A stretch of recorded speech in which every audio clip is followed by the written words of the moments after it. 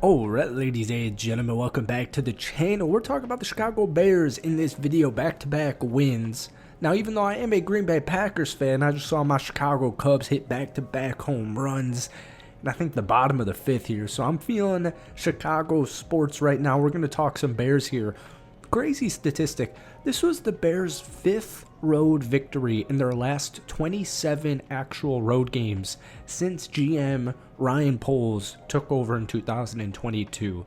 It was also their first win while allowing 24 or more points since the end of 2021. Now, when we watched that game and the blocked field goal, beautiful, there was so much just randomness there. Caleb Williams didn't throw the ball particularly well.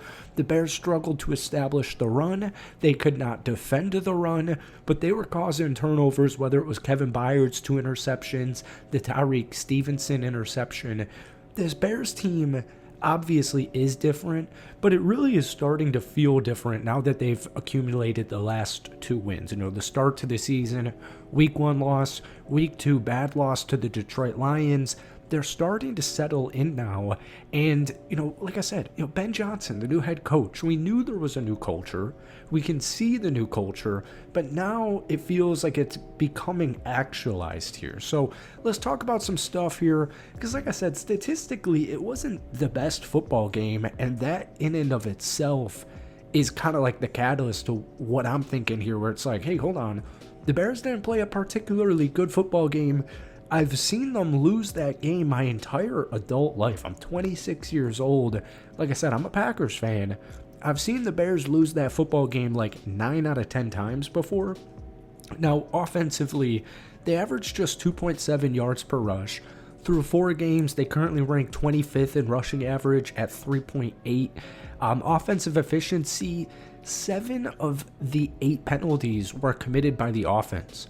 4 more pre-snap infractions. That season total is now 11. Now keep in mind, Darnell Wright, the right tackle, was not playing. They kind of rotated Braxton Jones. The 2 young tackles looked very good. We'll talk about that. But, tight end Cole Kmet, 2 false starts. Couldn't really track the football very well. He had a bad, what shoulda, coulda, woulda been a 24-yard touchdown there in the second quarter. Caleb only threw for 212. Did throw an interception, but that Raiders defense, man, for all the joking that goes around with the Las Vegas Raiders, they do have a really talented defense, and obviously Max Crosby was at the helm and the forefront, and just Max Crosby had a phenomenal football game. Now defensively, and this is why this bye is so critical, usually when you have an early bye, week 5, week 6, whatever it is, it's usually kind of viewed as a negative because football season, 17 games, it's 18 weeks.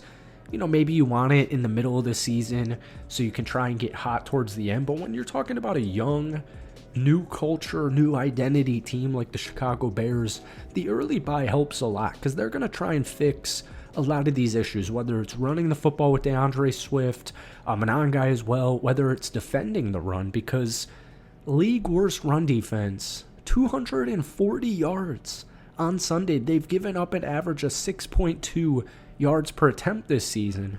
But kind of like we started this video, it feels different because the Bears coming into this had lost 10 football games in a row when giving up at least 240 on the ground, with their last win coming in 1979.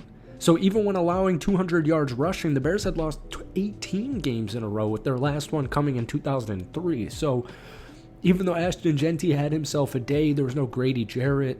This whole defense really is just banged up, whether it's the front 7, whether it's the secondary. Once again, that's why that bye is kind of super important. You look at guys like Kyler Gordon, who hopefully will be back for week 6. But the Bears are currently the worst run defense in the league, averaging 164.5 yards per game. They've also allowed at least 120 in each of their first 4. Now, secondary-wise, or just pass defense-wise, they're currently ranked 19th in the league, giving up only 215 passing yards per game. Tyrique Stevenson and Kevin Byard had phenomenal football games against Geno Smith. Just tracking, Kevin Byard especially, just tracking Geno Smith's eyes that whole football game. Now, Tyrique Stevenson, he's had a really interesting, we all remember like the Fail Mary. I don't think that's the nickname for it, but we all remember, against the Commanders. Tyreek Stevenson making that blunder on the Hail Mary there. Had a bad week 2 against the Detroit Lions, one of the worst games of his NFL career. But then against Dallas and Las Vegas, Tyreek Stevenson has really stepped up. In those 2 football games, he's been targeted 12 times, but he's only given up 3 catches for 16 yards. He also has an interception that we saw on Sunday. He also has 3 pass breakups in that span, and he also recovered a fumble from Ashton Jeanty after Noah Sewell dislodged the football. So defensively, getting Grady Jarrett back as well is going to be huge. I can't wait for Austin Booker to eventually be healthy because I think he is a diamond in the rough. I think he could become one of the best edge rushers in the NFL, which sounds crazy, but I don't have too many concerns once this team comes back to full health. Next 2 games, bye week, week 5, week 6 on the road, Monday Night Football against the Washington Commanders. Jaden Daniels, I would believe, would play that football game. And then you got a home matchup against the Saints. Baltimore, Cincinnati, New York, Minnesota. There's a lot of winnable football games on this schedule for the Chicago Bears.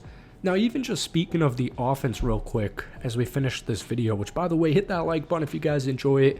I'll try and make more Bears videos as the season goes on. I don't think we've even done one since the season started, so apologies on that. But Caleb Williams, one thing that's really popping out is Caleb against the blitz, and obviously that go-ahead game-winning drive to put up a touchdown. DeAndre Swift had like a 4 or 5 yard touchdown.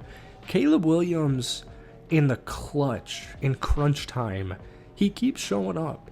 And the Raiders actually didn't blitz Caleb too much. The Bears offensive line only gave up 1 sack, but they blitzed Caleb on 24.4% of his dropbacks, and when they did, Caleb was locked in when they blitzed. He completed 5 of 8 pass attempts for 63 yards and a touchdown, hit a 75.8 PFF passing grade against the blitz while adding a big-time throw, and he sits currently at 66.4 overall PFF grade against the blitz in 2025. So what I'm expecting this Bears team in the bye week, coming out of the bye week, I should say, what they're going to focus on this week and next week in practice is the run game. Whether it's offensively, whether it's defensively, we've seen some creativity from Ben Johnson last week or a couple of days ago against Las Vegas. They weren't able to come to fruition, but I highly anticipate, especially when Darnell Wright, the right tackle, comes back healthy with that elbow injury, DeAndre Swift, Kyle Monangai, you'll probably also see some DeAndre Swift getting some rushes. I don't really have any concerns with the rush offense for this Bears team. So things are looking up, even though it wasn't the sexiest, most glamorous win. The Chicago Bears have won back-to-back games and are sitting at 2-2 heading into their bye week. So that's it from me. I hope you guys enjoyed it. Hit that like button, hit that sub button, and give me your overall thoughts on the Chicago Bears as we stand now. Peace.